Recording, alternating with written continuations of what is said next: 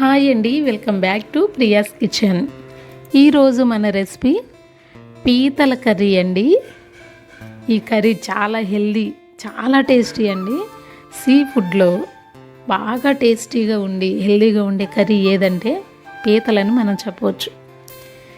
ఇక్కడ 5 పీతలు తీసుకున్నానండి. బాగా క్లీన్ చేసుకుని పక్కన ఉంచుకున్నాను. ఈ కర్రీకి కావాల్సినవన్నీ మనం ప్రిపేర్ చేసుకుందామండి. 2 ఆనియన్స్ తీసుకుని సన్నగా కట్ చేసుకుని ఇలా పక్కన ఉంచుకోవాలి. ఆనియన్స్ సన్నగా కట్ చేయటం అందరికీ కుదరదండి. వీడియోలో చూపిస్తున్న విధంగా ఆనియన్ కట్ చేసిన 2 చెక్కలు చేసిన తర్వాత ముందుగా మనం అడ్డంగా కట్ చేసుకోవాలి. అడ్డంగా కట్ చేసుకుని తర్వాత ఇట్లా నిలువుగా కట్ చేస్తే మనకి ఎంత సన్నగా కావాలో అంత సన్నగా వచ్చేస్తుంది. ఇలా సన్నగా కట్ చేసుకుని పక్కన ఉంచుకోవాలి. తర్వాత ఒక 5-6 పచ్చిమిరకాయలు తీసుకుని అవి కూడా సన్నగా కట్ చేసుకోవాలి. ఇక్కడ మీకు ఒక చిన్న స్టోరీ చెప్పాలండి. నేను అనుకోకుండా ఒకరోజు మా ఇంటికి వెళ్ళాల్సి వచ్చింది. అర్జెంట్ కాల్ వస్తే నేను మా ఇంటికి వెళ్ళానండి. అంటే మా ఇంటికంటే మా అమ్మగారి ఇంటికి వెళ్ళాను. వెళ్తే లేట్ నైట్ ఊర్లో అక్కడ అప్పటికప్పుడు ఏదన్నా ప్రిపేర్ చేయాలంటే తొందరగా ఏమి దొరకవండి. అలాంటి టైంలో మా మమ్మీ ఆ రోజు పీతల కర్రీ వండింది.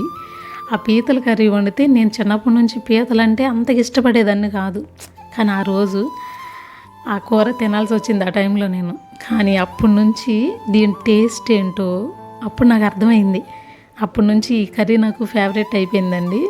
ఈ కర్రీని ఎలా ప్రిపేర్ చేసుకోవాలి ఏంటి ఒక్కసారి చూసేద్దాం.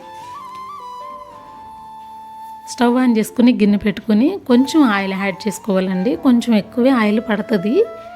ఆయిల్ యాడ్ చేసుకుని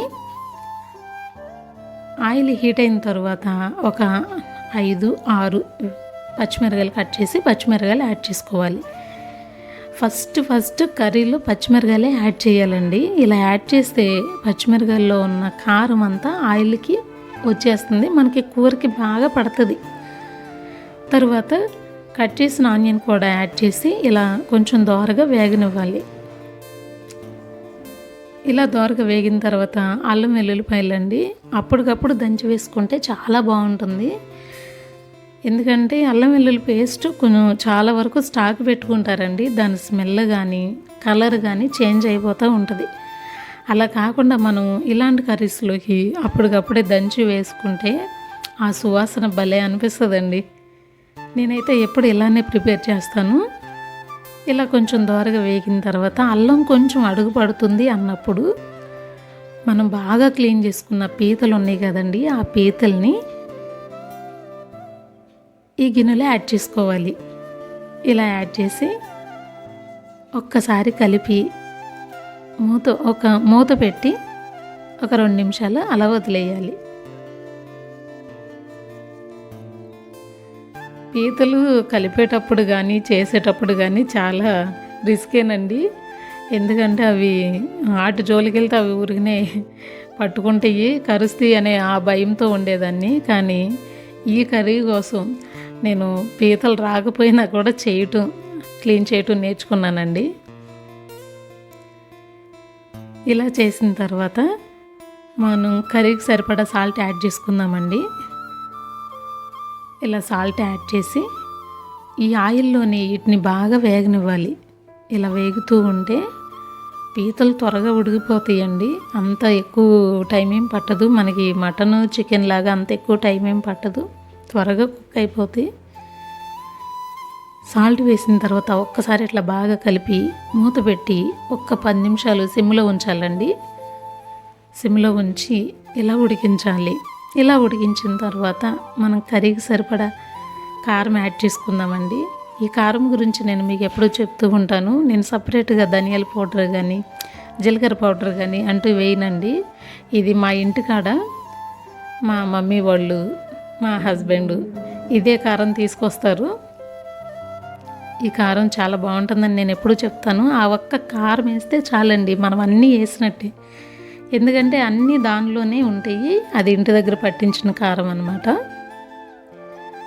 కారం వేసిన తర్వాత ఒక్క 10 నిమిషాలండి సిమ్లో ఉంచి అలా మగ్గనిచ్చి మనం వేసిన అల్లం వెల్లుల్లి పచ్చిమిరకాయలు, కారము ఇవన్నీ ఆ పీసులకు పట్టేటట్టు అలా కుక్ చేసుకోవాలి.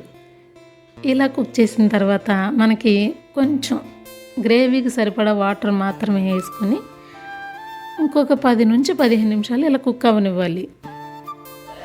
ఇక్కడ నేను కొన్ని మాత్రమే వాటర్ యాడ్ చేసానండి. ఎందుకంటే మనము ఈ కర్రీలో కొబ్బరి పాలు యాడ్ చేస్తామన్నమాట. కొబ్బరి పాలు చాలా హెల్దీ అండి. ఇవి యాడ్ చేయడం వల్ల మనకి గ్రేవీ కూడా కొంచెం థిక్గా వస్తుంది. టేస్ట్ అయితే సూపర్ ఉంటుంది. నేను ఇక్కడ 1/2 కప్పు మిల్క్ తీసుకున్నానండి, కొబ్బరి మిల్క్ తీసుకున్నాను. ఆ బౌల్ కూడా కడిగి కొన్ని వాటర్ కూడా యాడ్ చేశాను. ఇవి ఒక్కసారి వేసి కర్రీ కలర్ ఏం చేంజ్ అవ్వదండి. మొత్తం రెడీ అయ్యేసరికి మనము ఎంత కలర్ కావాలో ఎంత కారం కావాలో అలా వచ్చేస్తుంది.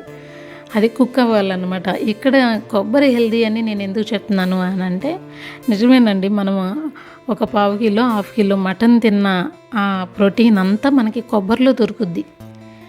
ఎక్కువ వాటర్ వేసి మసాలాలు వేసి కాకుండా ఇలా కొబ్బరి పాలు వేసి చేసుకుంటే ఈ కర్రీ చాలా టేస్టీగా ఉంటుంది.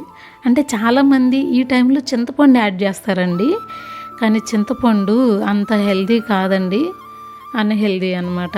అది ఎక్కువ వాడటం వల్ల మనకి బాడీ పెయిన్స్ కూడా ఎక్కువ వస్తూ ఉంటాయి.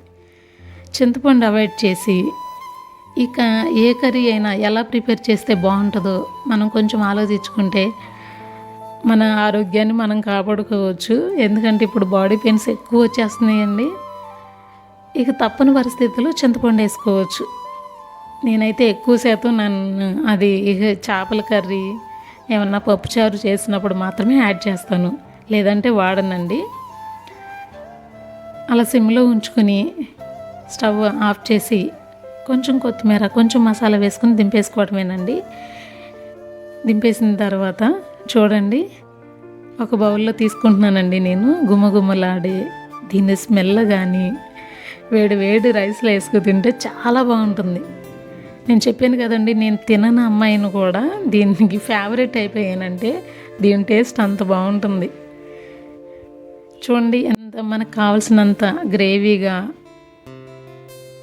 చక్కగా జ్యూసీగా ఈ పీతల్లోకి మసాలా జ్యూస్ అంతా వెళ్ళి చాలా బాగుంటుంది.